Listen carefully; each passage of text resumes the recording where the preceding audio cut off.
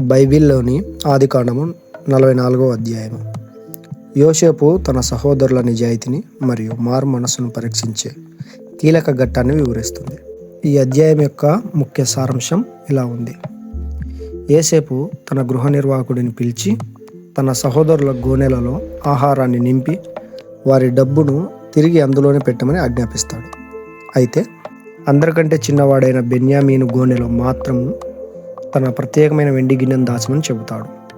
వారు ప్రయాణమై వెళ్తుండగా యోసేపు సేవకుడు వారిని వెంబడించి దొంగతనానికి పాల్పడ్డారని నిందిస్తాడు.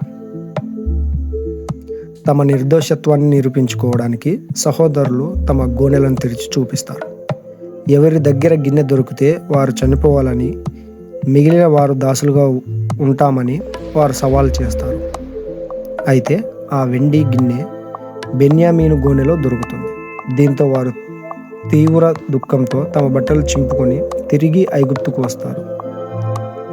యోసేపు ఎదుట నిలబడినప్పుడు గిన్నె దొరికిన బెన్యామీనును మాత్రమే తన దగ్గర దాసుడుగా ఉంచుకుంటానని, మిగిలిన వారు వెళ్ళిపోవచ్చని యోసేపు చెబుతాడు. అప్పుడు యూదా ముందుకు వచ్చి అత్యంత భావోద్వేగంతో ప్రసంగిస్తాడు. తమ తండ్రి బెన్యామీనును ఎంతగా ప్రేమిస్తున్నాడో వివరిస్తాడు.